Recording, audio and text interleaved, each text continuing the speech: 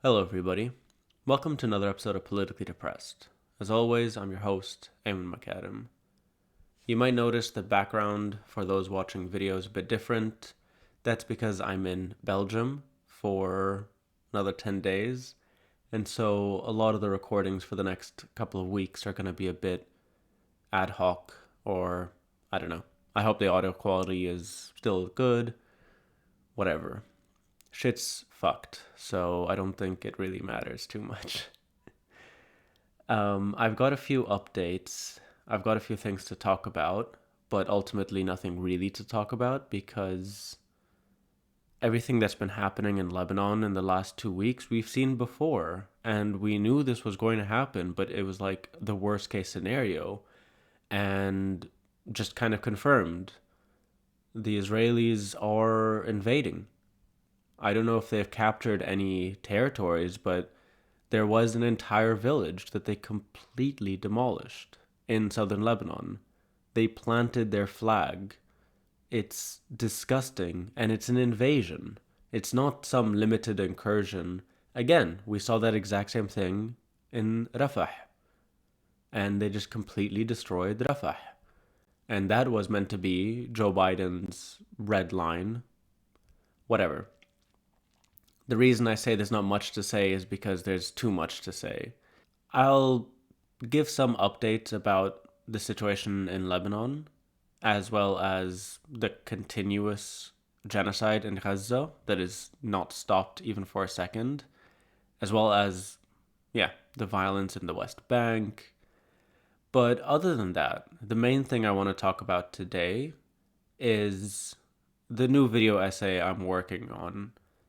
I'm going to basically do what I did last time with the last video essay, wherein I'm just going to sort of sit here and talk about what I've been thinking about for it, the research I've been doing, and as a way of like sharing it, but also to kind of hear myself say it out loud. And I don't know, see also if anyone listening has any resources or finds any particular point of it very interesting. They haven't seen it discussed before, they haven't seen it discussed in depth in this specific way, or there's some aspect of it that, people would benefit from having illuminated. And so the episode is going to be entitled, Where Are the Arabs? And I'm going to try to address that question in a way I have not seen done otherwise, which is to diffuse the very notion of the Arabs. And not in a way. Okay, I'll get more into what I mean when I actually discuss it, because there obviously has been for a very long time a very reactionary trend of like dispelling the myth of the Arabs as a way to diminish and reduce solidarities and whatever. No, I've got a different approach, and it's not this like US centered kind of interest in Cold War, whatever. Anyway, the last couple of weeks have been really difficult because it's become a nightly routine to watch the news and see my city be bombed live stream, to hear of an attack in a certain area and immediately think of the people I know in that area and message them and check in on them. And, there's really not much to say or to do. Check in, they're fine, they're okay, there's things I can do to help. And then there's that silence of this is happening. I've been crying a lot, but also have actually just lost it. I'm really going into myself. And I'm noticing that even though I say this, and then I watch back these videos or listen to myself, that I'm still coherent and I really don't understand how. But it's really been horrible. There are 1 million+ people displaced in Lebanon. Again, that's like 20-30% of the entire, population. Hundreds of thousands of Syrians have fled to Syria, many of them refugees, many of them some of them actually did get arrested. Others, the masses went to the north, these areas that are not held by the regime, and as well as Lebanese refugees. My God. It is that thing of, I can't accept it. I think there's a lot of stagnation or just shock. I've noticed that a lot of Lebanese people are not speaking, not because of some position or something. I think there's just a shock. There's a complete disbelief and an incredulity, especially because so many of us have been following Gaza and seen it play out and seen the kind of futility of so much of, and now it's happening to us. And so there's that while Gaza is still happening, while the genocide is still taking place. Like, if we can't get a ceasefire there, if we can't stop the genocide there through these mass protests and these whatevers, then they're so emboldened. The Israelis are so in their fascistic desire for conquest, and nobody is stopping them. I've been saying this for a while, and I don't know, I don't want to repeat myself there because I don't want to repeat this myth of the sort of invincibility of the Israelis, or the inevitability of the kind of success of their pursuits. Ultimately, they will not be successful.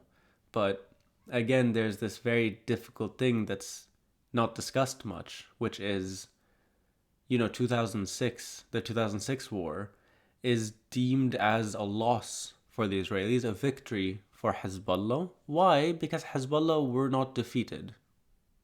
They still remained, they survived.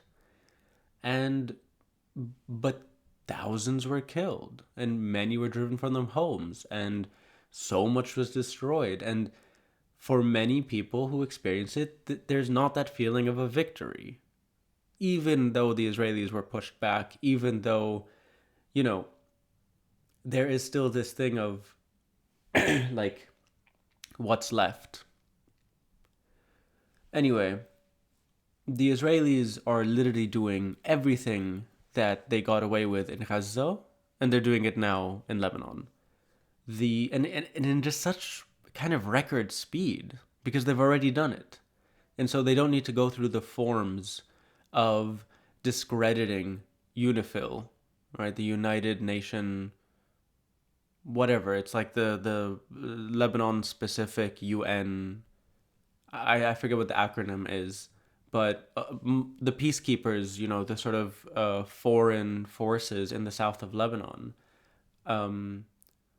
Yeah, and so, like, instead of, they don't have to do what they did with UNRWA, because they just instantly jump to khalas, we can bomb them, or we can, like, what they are doing is they are positioning their troops right near a UNIFIL base, and those UNIFIL soldiers, the Irish, are refusing to move. Anyway, there's a lot going on, and it's daily, and there's just every single day, dozens, if not hundreds, are killed in Lebanon every single day. All the while, the Israelis are now pushing forward their plan to completely cleanse the north of Gaza. I don't know if people know the map of Gaza currently, but essentially there is a buffer zone created throughout the strip, besieging it entirely. From the south, from the Rafah crossing, what is called the Philadelphia corridor with Egypt, all throughout the upper part, into the north. And there is a corridor that cuts through the middle. And so there is a small section in the north of Gaza that is completely besieged, even from other parts of Gaza. And it really seems, from what they're saying, from what they're doing, from what Palestinians who are still in the north are saying, is that they are fully pushing to completely remove everybody, push them all south, or kill them. Because what Palestinians are reporting is that anybody who moves is shot. And so, again, the same cruel, fascist, genocidal logic of we need, like, leave, but even if you leave, we'll kill you. If you don't leave, we'll kill you. If you leave, we'll kill you. And yeah, there's just been no pushback. A couple of days ago was the anniversary of October 7. And how did the Israelis, in all their grief and heartbrokenness over the tragedy of this attack from last year, what did they do? They committed a massacre in Lebanon of firefighters. They destroyed a firefighter base and I think killed between 10 or 13 firefighters? Again, they're attacking medics, they're attacking civil defense, they're attacking firefighters and hospitals and homes and churches and mosques and water plants and olive groves. There's just no limits. There are no rules of engagement anymore. Not just between what was determined between Israel and Hezbollah in the kind of this region, this whatever, but anything that has been sort of built, not just over the last 50 years or since the Second World War, but some of these conventions, some of these principles of legal warfare, of what is permissible, it stretches back 100, 150 years. The Geneva Convention. All these things have precedence for so long, and they're all just being completely, not just ignored, but they're lavishing, The Israelis, in their first piece of sort of conquest in the south, put their flag. Put the fucking Israeli flag on Lebanese soil. And again, it's not new. Because we've seen it literally over the last year, every single day. And it's horrible. They bombed also the main road between Lebanon and Syria. Why? I'm sure they'll claim because, there's weapons but this is where people are fleeing from. And so now people are driving up until the bombarded area, the destroyed part of the road, and then taking their luggage, taking everything and walking. And these are kind of like death marches. It's so fucked up. I have no, every single day I'm waking up and terrified of what I'm going to discover. And things are moving at such a fast pace that I'm still not able to piece together that they killed Hassan Nasrallah. It just does not compute. It's just still because again, there was no period of, okay, well that happened and now there's 3 days of mourning. No, because every single day there was a new massacre in Lebanon, in Gaza, and now also in the West Bank. I mean, it has been already for the year, but they bombed a cafe in Tulkarm and killed I think 10, 20 people, some of whom were resistance fighters, some of whom were children, and it's endless. And it's so just completely frustrating and incomprehensibly and unacceptable.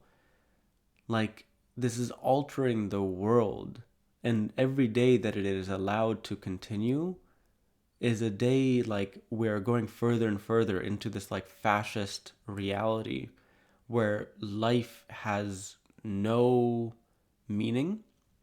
Not life, not as in purpose, but as in there's no value, that anybody can be killed because they're determined to be potentially or whatever. I mean, I don't know how people have been reacting to this, but I'm terrified constantly. And partly because of the technology I have, some of the things maybe I bought in Lebanon, maybe I bought here. I mean, we've always had this fear about surveillance, but now is my fucking, little thing I bought there going to explode at some moment?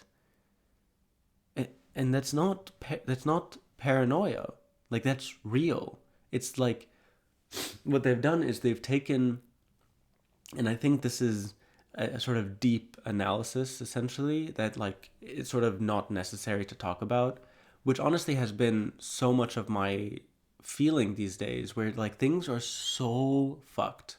The situation is so urgent that talking about anything beyond it feels frivolous. I've definitely talked about this here before, but now again it's just like amplified because while everything in Gaza is still happening, now it's just on top of it, Lebanon. And Lebanon is my home, and Beirut is my city, and my mother is there, and my friends are there, and everything I know, my entire world is there. And so the thing that the Israelis have basically managed to do over honestly for a very long time is to turn like paranoid fantasies or sort of myths into realities that then are kind of incomprehensible and just unbelievable. And so when you try to describe to people who aren't plugged in, let's say, what the Israelis are doing, what they did to Hind Rajab, you know, the extent of the cruelty, the 360 bullets, after leaving her there for a day, surrounded by her dead family who they killed, after killing the medical workers who were sent, who they knew were coming to rescue this girl, they killed her. And so try explaining that to people. They will accuse you of blood libel. They will accuse you of, oh my God, that's so unbelievable. That's something out of, you know, you must be making that up. And I think that's intentional. Like, be so cruel that no one will believe anybody who you know, who claims that they're doing what they're doing.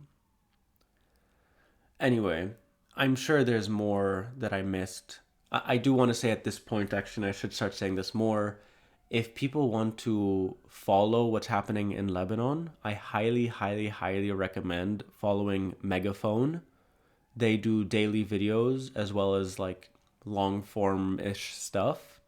They've been doing, they're an independent alternative media organization that started in 2018, 19, and they're really good. And another one is The Public Source, who usually do more long form articles. Megaphone, it's multimedia, so you can follow them on Instagram. They have daily reels about what happened between 8 a.m. and 8 p.m.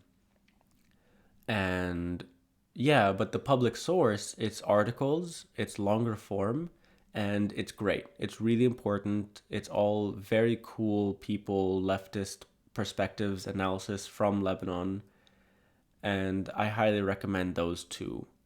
I say this now, especially because, again, I've been saying this for the last year, but now that it's really come home and, you know, it's more personal this time, there are a lot of shitty, irrelevant voices that are getting amplified, that are becoming like the main places people are understanding about Lebanon and the main people and the main, I'm not going to say analysis because there is no analysis. I am still incredibly fucking frustrated that Jeddaliya, what used to be a very respectable, very good, very sharp journal from the sort of Arab region, mostly from the Levant, literally had Max Blumenthal on their podcast 2 days ago. This isn't some guy who I found receipts and he said this problematic thing in 2012 and he's a bad guy. He is the most notorious, the most well-known and contemptuous and disgusting genocide deniers and conspiracy theorist. He's literally a COVID denialist, literally a COVID truther. He became irrelevant between 2020 and 2023 because of that, because he was going down this rabbit hole. And October 7th has kind of revived his career alongside so many other fucking grifters. But he also spent like the last 10 years completely trashing and gaslighting and mocking Syrians as they are being killed and massacred by Bashar al Assad. There's a very notorious tweet he made in 2015 where he's wearing a bag over his head while Syrians are being gassed. I don't know how much more cruel and fucked up.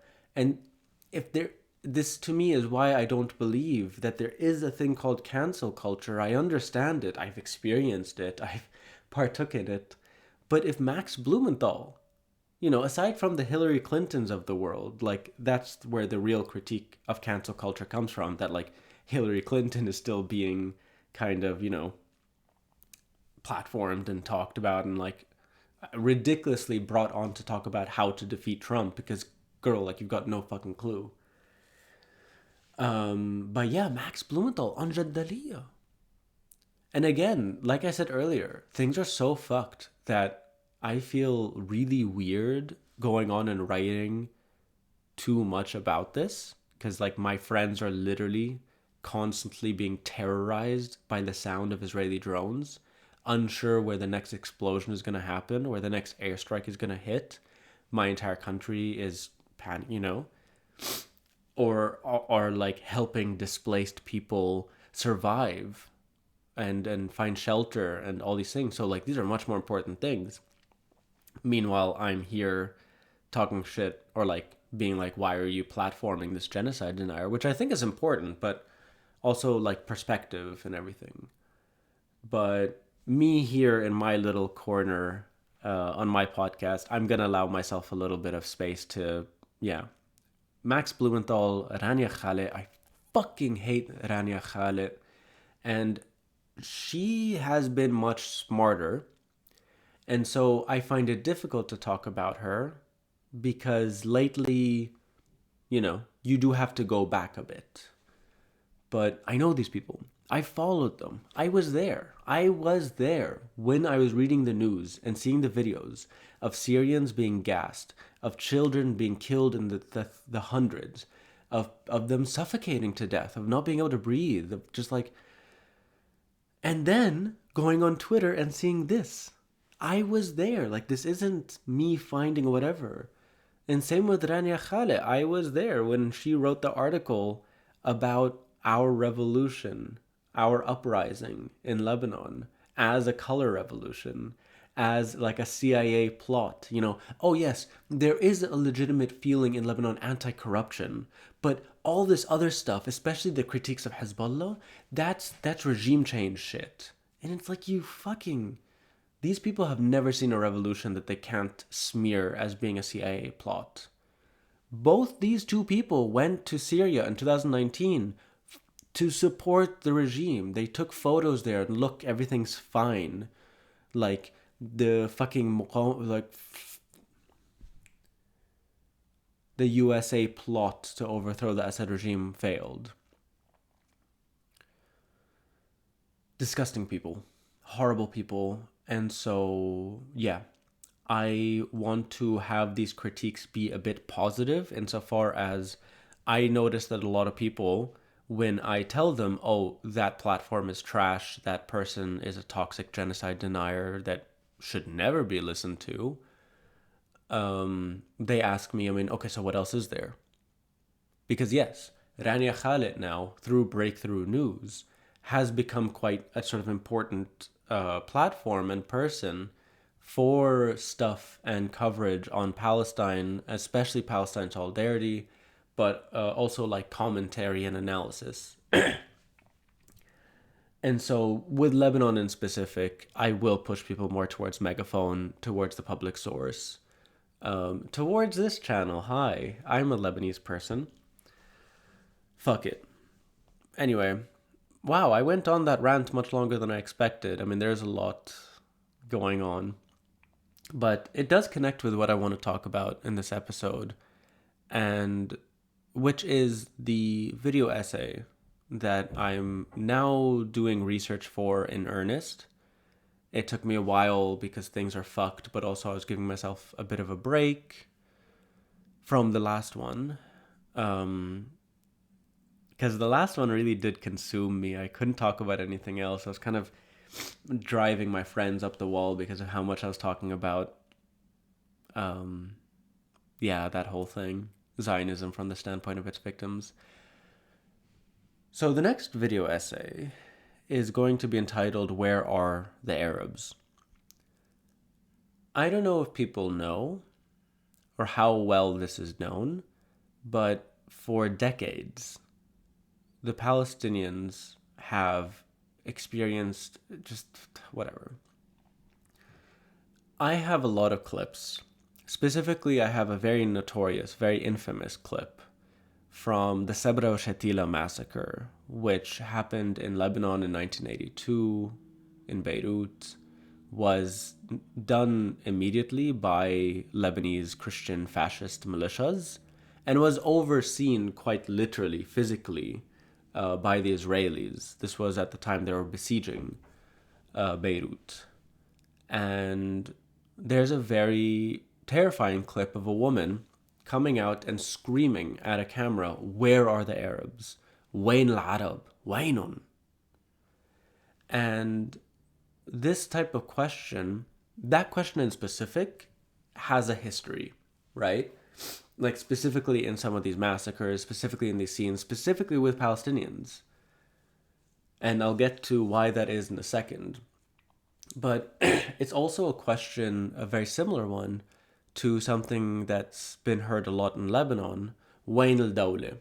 Where is the government? Where is, where are the leaders? Where is these people that are claiming to be speaking on our behalf and like taking care of us? And I've definitely noticed in the last few years, nobody says that anymore. Nobody asks. Because we get it. Like, there was a time where it's like a genuine question, where are they? But khalas, it gets to a certain point, it's like, why are we even asking anymore? Like, these people are assholes. They are literally against us. They hate us.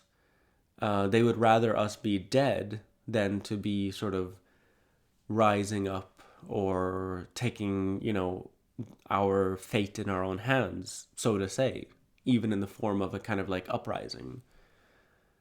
And I do think that is the same tendency with the question Wayn al-Arab, because I think there is a recognition of that same sort of futility of the question. I have definitely seen, and there are videos of people in Gaza asking this.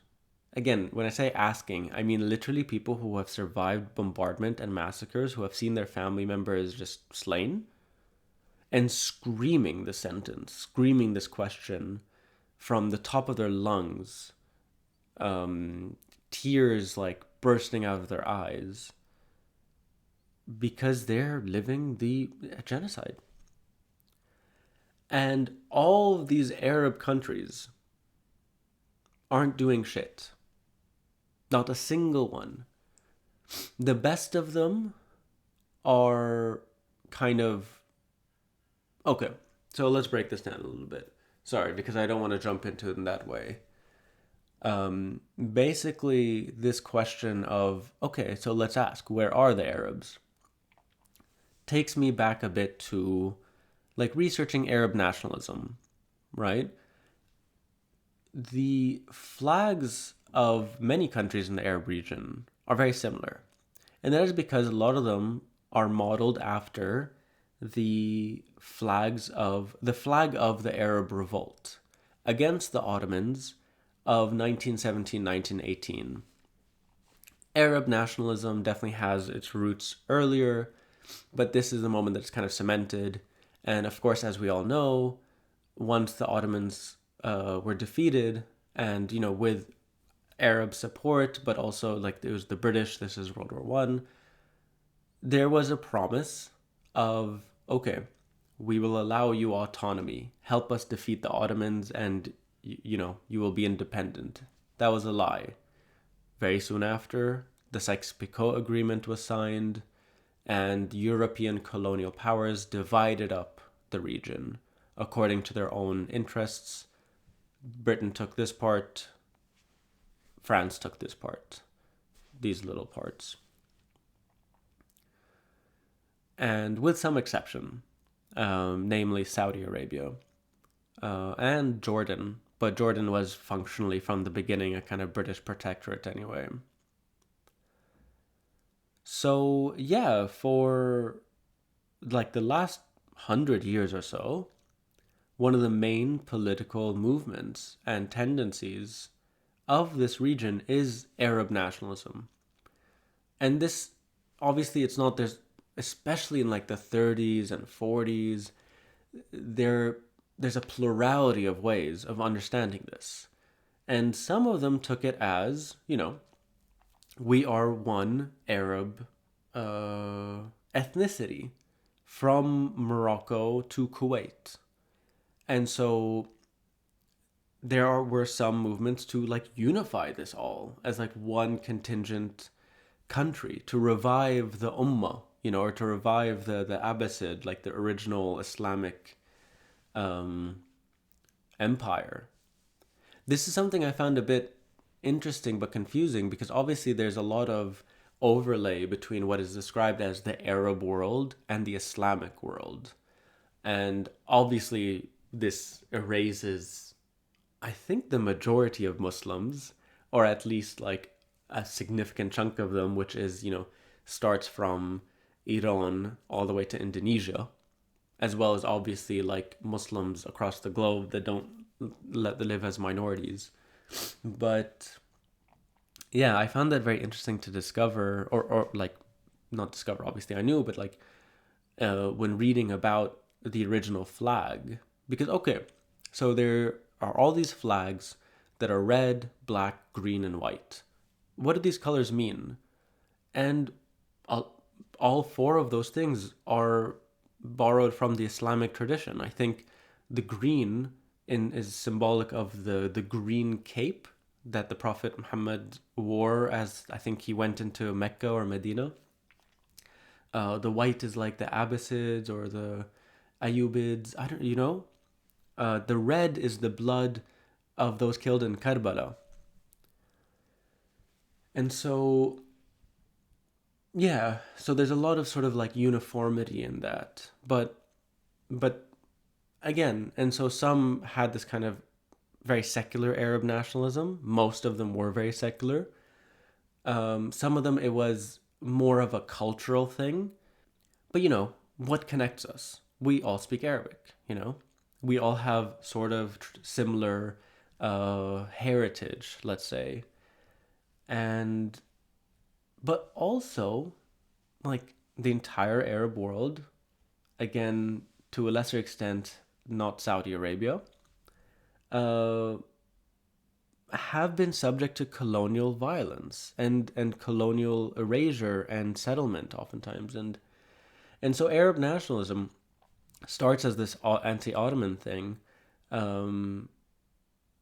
but also then takes on very much so like anti-British and French and European whatever. This all gets very complicated when Zionism, is an affect of this, is a implication, like a added aspect of this.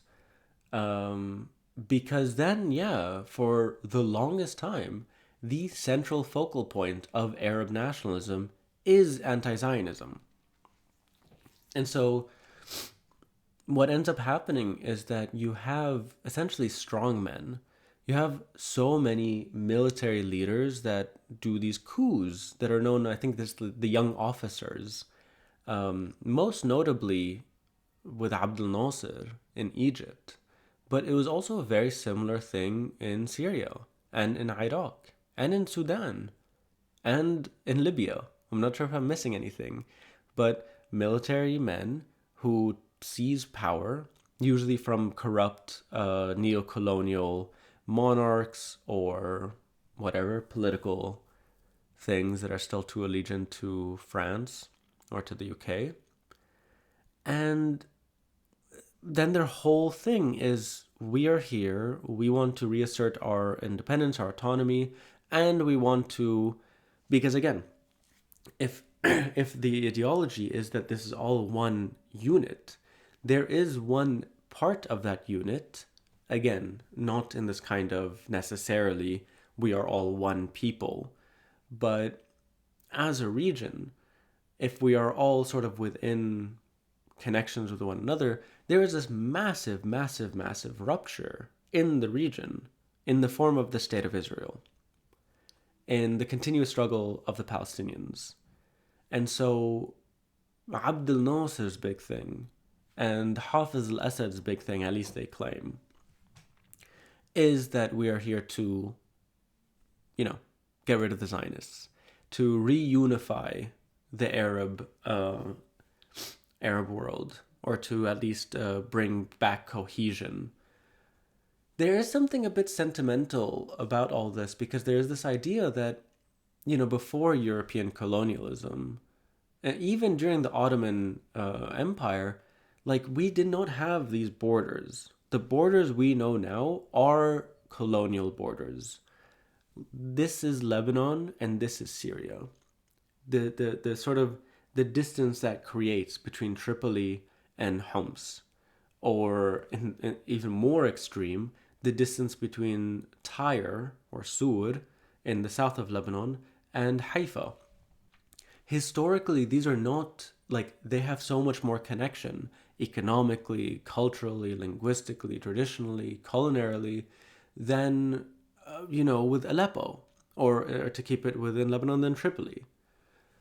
And there's just a kind of contiguity. And again, I do want to emphasize, because there is like a lot of fascist tendencies within Arab nationalism of discussing like a kind of homogeneity. We are all one. I oppose this, but also it's not the main tendency, or at least it wasn't always. I think it is one of the main tendencies now. Arab nationalism now, pan-Arabism, today is a bit of a joke, and it's very difficult to take seriously, but I think there's something important in looking back at this history and seeing how it was like an amalgam. There's so many different ideas, ranging from a kind of rightist nationalism to a leftist, I don't know how to describe it, post-coloniality. Anyway, sorry.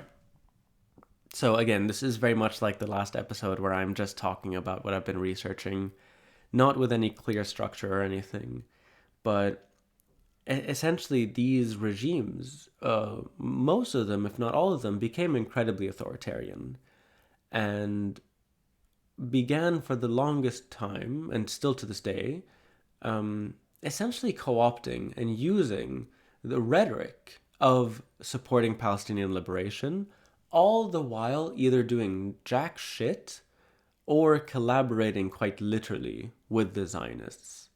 And so the main two examples are Egypt and Jordan. But increasingly now we see, the Gulf. It's been years, but now with like the Abraham Accords and everything, the UAE is giving food aid to the state of Israel because there's like some limitations or some what's the word? Whatever, like a lack thereof because of the siege by the Houthis in the Red Sea.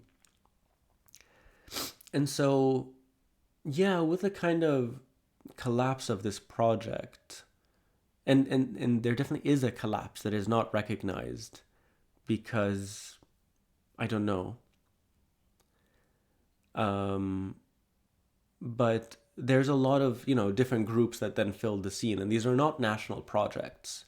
I think from the defeats and from the failures of Arab nationalism as a project, you start having not national liberation movements, but Islamic liberation movements.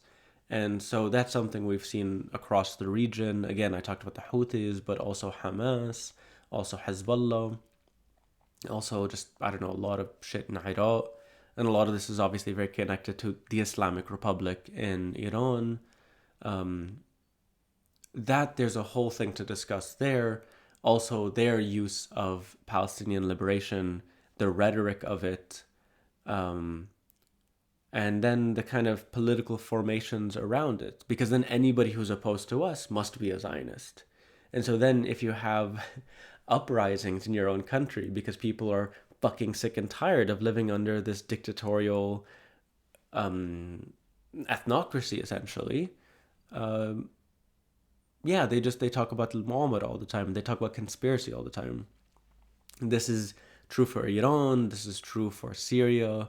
This is true for Lebanon with Hezbollah. And so there is no ability for coalitions to be formed. There is no ability for other forms of resistance, but also of liberation, also of governance to form, um, because there's such a tight grip on these countries, but also on the idea and the ability and the kind of literal function of actual resistance. Basically, where I want to get to in this video essay, I read an essay the other day, which I liked. The first half was very good. The second half I thought was trash, because there's a lot of this like reliance on Marxism and material conditions and contradictions that I think is so like there's so much of it, and there's such a history of it and a tradition of it when applied to the history of all this. But then for some reason these exact same people have no ability to use those scientific methods to analyze the situation today, to look at, okay, so who are the players, who are our enemies, who are our allies, what actions need to be taken, what is the situation. There is absolutely no clarity. And for some reason, for people who claim to be Marxists, who claim to rely on scientific, empirical methods of analysis and understanding and identifying oppression, have no ability to do that for the contemporary moment. They fall completely into geopolitical lines and very ideological lines. And it's just deeply frustrating. And so, again, I think there's this thing that I'm not seeing anywhere, which is, where are the Arabs? The Arabs don't exist. There is this, or rather, more importantly, that this is a myth that is perpetuated, that, like, I don't know how to explain this. George Habash, or Habash, I think, the founder of the PFLP, very problematic person, but he said something that I found quite interesting for several reasons. He once said that the road to Jerusalem passes through Amman. And I find this interesting for two reasons. First of all, as a response to this idea of where are the Arabs, because there is a lot of writing that, people are oppressed and people are repressed in their own countries, that the Arab masses are in support of Palestine and Palestinians, but it is the leaders that are preventing and literally cracking down on any forms of solidarity or resistance of their own. But also because the only time I've ever heard that kind of inversion was used by Nasrallah as justification to enter Syria, because then he said the road to Jerusalem passes through Aleppo, and it's very interesting because that was very quite literally a justification, a use of like a weaponization of the sort of rhetoric of Palestinian liberation to do counter-revolutionary violence. Whereas the way that Habash was saying it was literally in support of revolution. As in order to be able to, but both have that same logic. In order to be able to resist the Zionists, we must overthrow X, Y, and Z. I think the folly of Hezbollah is this, whatever, attacking literally the revolution and creating massacres and destroying Syria, helping the Assad regime and Iran and Russia destroy the country. And in Habash's case, it is like we need to emancipate the Arab masses to be able to then fulfill their, desires to contribute, to partake in the struggle for Palestinian liberation. And so what you have here, and I've seen this a lot in different cases, is a difference between, cause and effect, or I don't know how to describe it. But basically, there are certain tendencies who say we need to liberate Palestine to then liberate the Arab world. There are others that say we need to liberate the Arab world so that we can liberate Palestine. I don't necessarily feel like I have any place to speak more on that kind of like that level of analysis. I want to present the situation as it is, especially because I will say this. In the essay, there is reference to a very famous song, Wain al Malayin, where are the millions, where are the Arabs?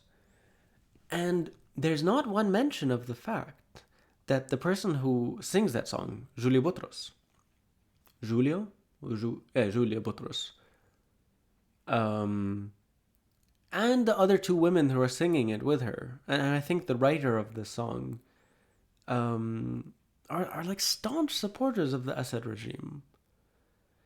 And the Assad regime is one of the last few kind of regimes that still people still buy into. Yeah, they are with the resistance. They are with the Palestinians, and there's no rebuke. There's no actual discussion when you say that since the 70s, the Assad regime has been opposed to Palestinian liberation. That in 1975, it was the Assad regime who entered Lebanon, who saved the far-right Christian political party and militia, Kataib, from essentially destruction. The war could have ended. There was but with it, I'm not going to get into that. They helped Kataib commit the Tel Za'atar massacre. But Hafiz al-Assad hated Yasser Arafat. I mean, who doesn't these days? But as in, there was so much antagonism between the leftist forces and the Palestinian liberation forces in Lebanon and Hafiz al-Assad in Syria. The guy literally killed the Palestinians' main ally in Lebanon, Kamal Jumblot. And to this day, Bashar al-Assad, 10 years ago, besieged Yarmouk, killed thousands of Palestinians. There's a notorious massacre that was only uncovered a couple of years ago of Palestinians in Syria. I'm reading the manifesto of the Popular Front for the Liberation of Palestine, written in 1969, and it is just so painful how much clarity there is. Again, problematic, has its issues, whatever, but there's just so much clarity in this document that is just completely ignored today, and there's no discussion about it. Because in the manifesto, they lay out who is our enemy, and they lay out four things: the State of Israel, the World Zionist Organization, from which Israel is essentially like a manifestation of, but is larger, including Christian Zionists, including whatever, imperialist powers, i.e. the US, Germany, the UK, and four, like Arab fascist leaders and reactionary forces. And included in this and in imperialism is an understanding that a part of this is capitalism, that in order for Zionism to function, in order for imperialism to function, capitalism must be maintained, that like anybody who is working within the capitalist system, and again, I'm not saying like if you go to a fucking Tesco or a Walmart or whatever, then you're part of this problem. What I'm saying is like, in order to support Palestinians, genuinely, in order to support oppressed people, participating in and partaking in and being literally the head of a state that not only supports capitalism in a kind of, this all sounds very vague, but quite literally like the capitalist oligarchical system in Lebanon is part of the Assad's kind of project. Also Iran is neoliberal as fuck. I don't know why people think that Iran is like some socialist country or whatever. It is deeply neoliberal and oppresses its own people, whatever, fuck it. I think the problem with talking about some of these things, having a clear image of all these structures and who they really are, who they represent, what they do, what function they have in the region, is that you do find yourself kind of overlapping sometimes with imperialist interests, you know? I don't like the state of Iran. I don't like Khomeini. Of course not, you know? I'm a fucking feminist. I'm an anarchist. I'm a fucking, I don't know. Like, and it's not like I don't like him as in, sorry, I don't want to get that much into it. It sounds like I'm being very, oh, I have the perfect answer. I don't. But I have very basic principles. I am opposed to genocide. I am opposed to fascism. I am opposed to ethnocracy and dictatorship. I'm opposed to authoritarianism. I am opposed to capitalism. And like I've said in the last few episodes, none of these come from a kind of utopic ideal where it's like we could choose something else, but we're choosing capitalism. I understand the material conditions that lead us to this point. I understand the contradictions that are incredibly difficult to, like, you know, I think these things are necessary.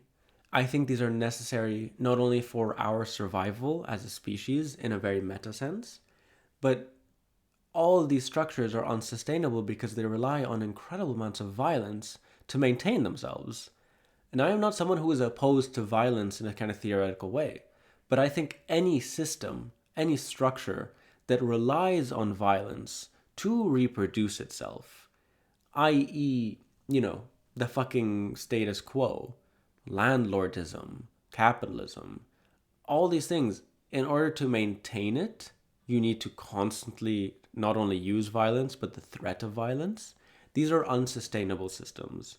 They're not only unethical, immoral, and just shitty, and not something we should be aspiring towards, but they're unsustainable and also prevent, and this is the point that I want to return to I think it's an important point, but I also think it is vital in sort of negating the fact that my opposition to the Assad regime does in some way, I mean, it's a bit overblown actually, but in some way to the US empire's opposition to this regime. I don't think they actually are opposed to the regime. I think they're opposed to Assad, but I think they would have been very happy to overthrow Assad, maintain the regime as it is, but just have someone who's a bit more whatever, manageable. But obviously the reasons for our opposition are very different. Most importantly, because for me, I am also thinking about how we as a region, how the Arabs, but also so many other communities who are clearly in solidarity, who are clearly presenting themselves as, you know, subjects who are committed and dedicated to Palestinian liberation, increasing their capacity, those solidarities, to resist.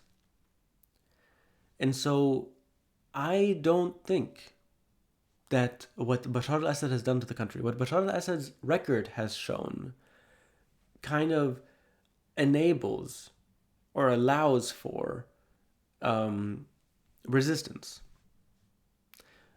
or at least the potentials that resistance can have, or the potential forms and expressions of resistance.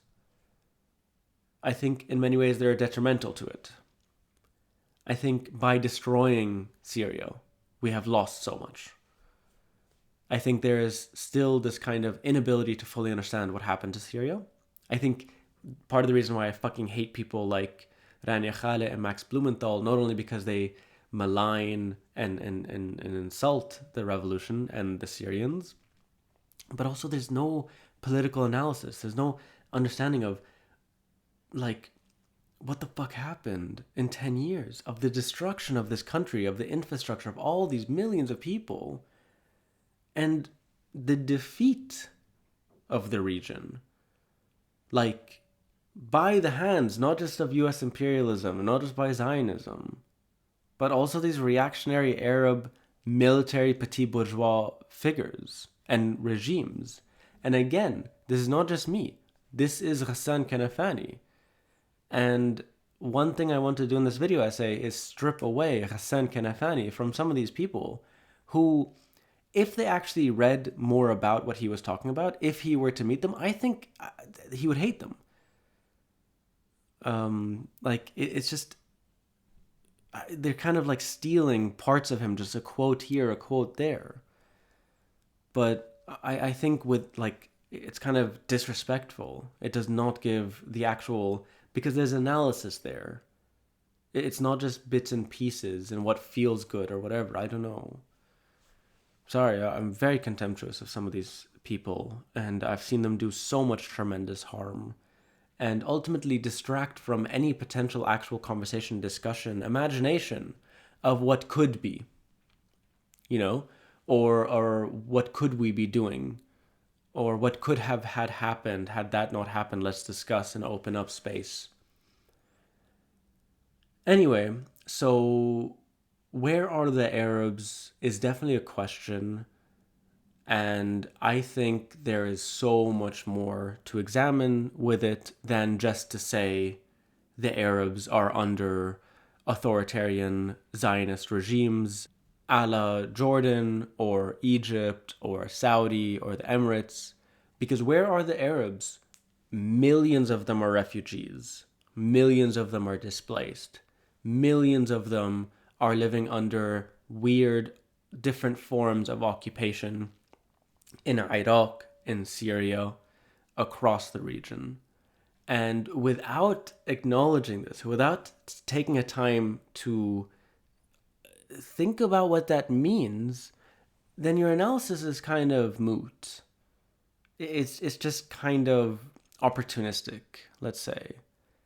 And so I want to do what I see so far as one of the most, sorry, not most, first attempts at like earnestly answering this question in the contemporary era.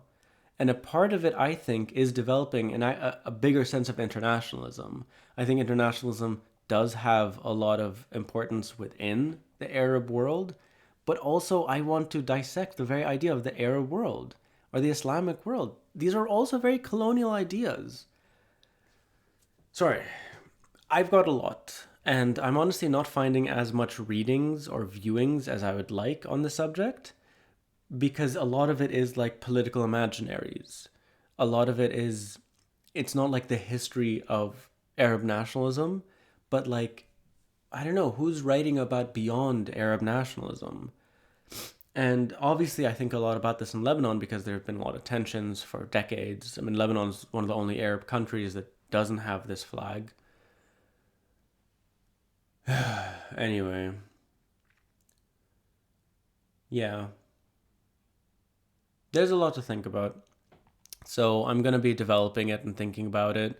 I heard, I'm reading an article actually about Arab nationalism within the films of Yusuf Shaheen. And I'm going to read, it's a book actually, and I'm going to read the book, but I'm also going to watch the films, and maybe that'll be interesting, especially video essay stuff. But other than that, actually, I'll finish on this, because so far the conclusion that exists, but obviously it's going to change as I do more research, is that the best expressions and answers to the question, where are the Arabs, that I've seen, have been answered through satire. And so I have two clips. One from a 1979 film, play, rather. And it's just a joke. Where are the Arabs? Oh, they're fighting. They're fighting Israel? No, they're fighting each other. The other one, which at the moment, and it might well be, so like spoilers, the actual end, is from a film, Jenin Jenin, which was filmed in the aftermath of the Jenin massacre in 2000 or 2002 during the Second Intifada in the West Bank. And it's a shoe seller who's screaming at a crowd of people in front of him, "Where are the Arabs? Where are they? Where?"